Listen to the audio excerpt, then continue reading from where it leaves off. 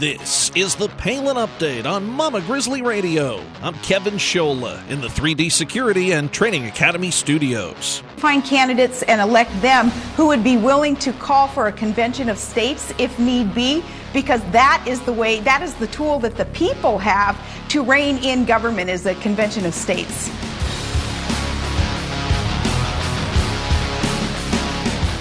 Sarah Palin not only talks the talk, but she walks the walk. You can't say that about many of today's elected officials. One man who just recently left Washington, however, is a man of his word all the way. Senator Tom Coburn. When he was elected to the House, he upheld his campaign pledge to serve no more than 3 consecutive terms. In the Senate, he pledged not to seek a third term and kept that promise as well. Today, this man of his word is here to discuss the recent Supreme Court rulings, Convention of States, and more. Sarah Palin thanks Sarah PAC supporters ahead of critical elections. A happy Independence Day wish from the governor. A brand new installment of Liberty and Legacy with Tamara Colbert is on the way from Texas. And just ahead, our latest edition of Steel Resolve with Sarah Steelman in Missouri. Welcome to the Palin Update on Mama Grizzly Radio. The Palin Update is sponsored by 3D Security and Training Academy. Learn more at 3dsta.com. Now, it is our great pleasure to welcome in an amazing American. He served Oklahoma in the House of Representatives from 1995 to 2001, and he was a U.S. Senator from the Sooner State from 2005 until his retirement earlier this year. We're so happy to be joined by Senator Tom Coburn today. Dr. Coburn, welcome to the Palin Update on Mama Grizzly Radio. Thank you. Glad to be with you. You know, some of your detractors used to refer to you as Dr. No, and I tell you what, we could use somebody who'd say no to some of the things going on in Washington right now and to this administration. A wild couple of weeks, especially with the Supreme Court rulings. What are your thoughts? I mean, let's start with the gay marriage situation first and then on Obamacare. Well, I think, one of the reasons I left Washington is I didn't think we could fix what was wrong with our country in Washington, which a lot of people were critical of that, but our founders knew that as well. That's why they put Article 5 into the Constitution. But I think the Supreme Court, first of all, set a giant precedent with the Obamacare ruling, because what they did for the first time they spoke it specifically. The Chief Justice said it. Even though the language says X, we're going to take it to mean something different, and that Congress intended something different. And the reason that's so devastating is because Congress knew exactly what it was doing. I was there on the debates. They were trying to bribe the states with large amounts of money to create state exchanges so the federal government wouldn't have to do it. And always before, the states have taken that money. And this time the states said no. We don't really want to create exchanges. And so, they were surprised that the states didn't do it, but they intended to bribe them with money. And so the Supreme Court, making the decision that they made, said, we know what you intended, we know exactly what you wrote, but we don't agree with you, so therefore we're going to make new law, and we're going to set new precedent, even though Congress specifically said something else. I want to tell you, that is so far afield of what our founders intended. Not anywhere close to what our founders intended. Well, I mean, people are confused. I mean, you're looking at a president that every time something doesn't go his way, he executive order or whatever means he needs to go. You're looking at a non-elected group of appointed lifetime position judges making law. What's Congress there for? And people are scratching their head. And meantime, Obama's smiling, and the establishment Republicans who won a majority in November are, letting things go. I'm not sure they have any choice. In the Senate, it requires 60 votes to get anything done. They don't have them. So they can destroy the Senate further than what Harry Reid did, and make it a majority rule, and then you don't even need a Senate. Then you only need the House, because once you have popular vote deciding everything, there's no reason for a Senate. So I'm not that critical of the Republicans. I'm highly critical of the president in terms of not following the Constitution with his executive orders. But that's happened on both sides of the aisle. He's not new to that. He's just done it a whole lot more than most other presidents have. Right. But I'm highly critical of the Supreme Court, and I'm critical of Congress over the last 20 years of giving up their powers to the executive branch. You see a lot of people celebrating the gay marriage ruling. I mean, it's all over social media, people turning their pictures to rainbow colors, and companies and other outlets. You see rainbows everywhere. But I think that people are not understanding, no matter where you stand on gay marriage, whether you think that this was the right ruling or not, it's the way the ruling was made, again, by these appointed judges, because 5 people in the entire country, 5 people with not a diverse background at all, come up with a ruling, and this is pushed at us. I think that's the point that's being missed, because people are happy with the outcome. They don't see how it got to that point. Well, the vast majority of states, the populations of the states didn't agree with it. Some did, but most of the rulings were state judges overruling what their people had voted, or federal judges overruling what people had voted. The point is the Supreme Court created a new right. So if you want to marry a tree, you can. If you want to marry 2 men, you can. I mean, it's the same right, what they have just said as a right. If you want to marry somebody of the other sex or something different than you have that right to do it under the due process. And so, to me, it takes us away from what our founding principles were.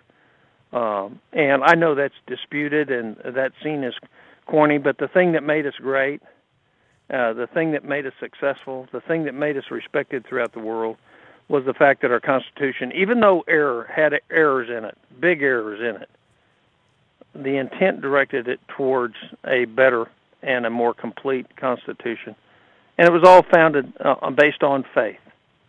And to separate that now by 5 people, rather than the people of the country saying that, I just think it's erroneous. And so you take what happened in the last 10 days or 2 weeks with the Supreme Court, and you say, why should I trust what the Supreme Court does? I mean, that's the thinking that's going on through a lot of people's minds right now in America. What happened?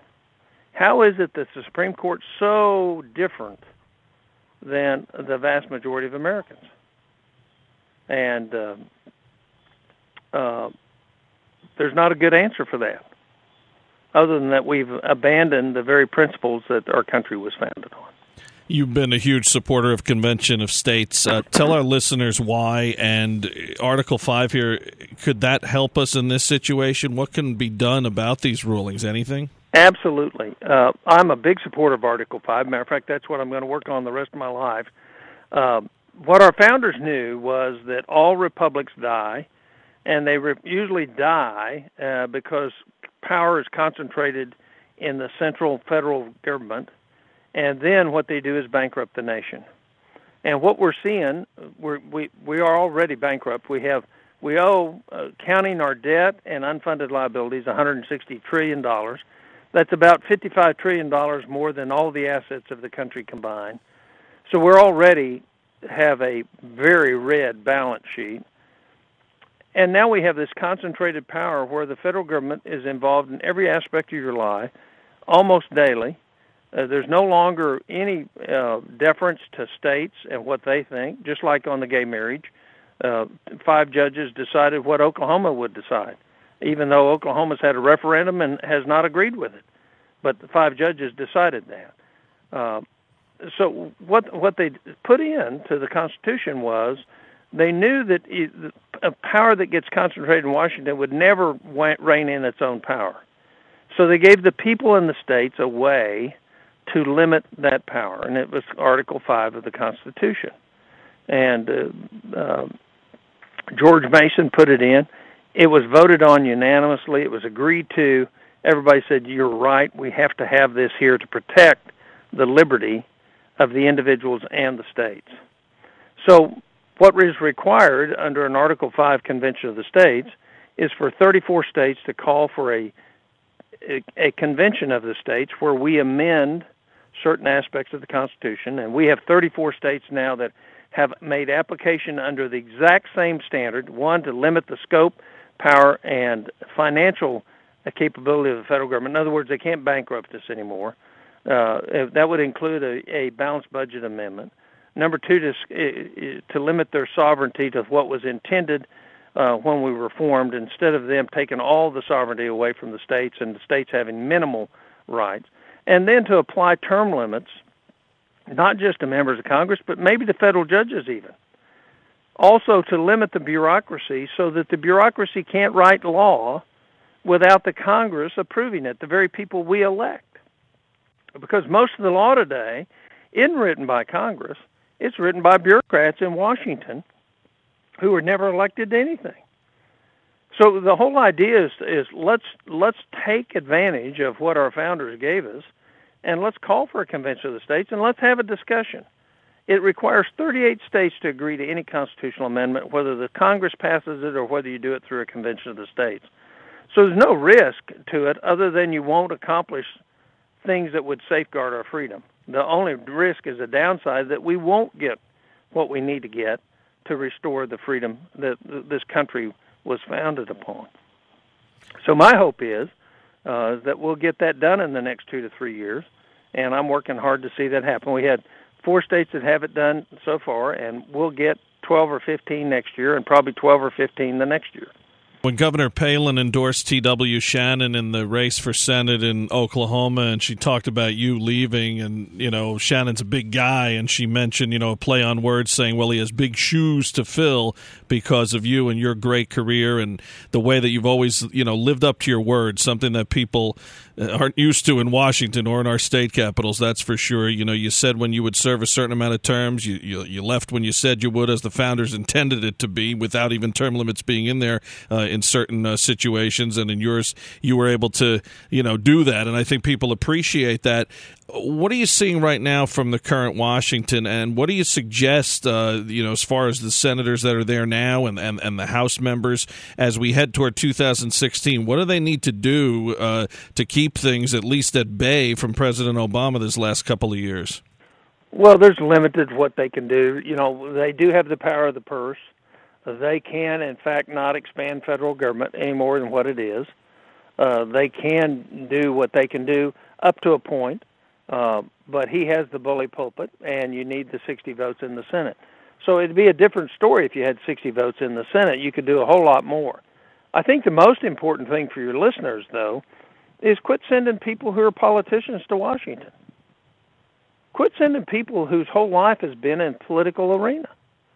Send people who've had real jobs, people who have common sense, people who are not afraid to lose an election. You know, the real problem in Washington is the average person up there makes every decision based on how it affects their next election. Right. Rather than on what's the best thing for the country. And it is not dishonorable to lose an election because you did the right thing for the country. Matter of fact, based on. So now we have mainly career politicians. 75% of the people in Washington are career politicians, and their whole goal is to get reelected, not to serve the people, not to make sure we follow the Constitution, not to do the best thing for the country, even though it's unpopular and might cost you getting reelected.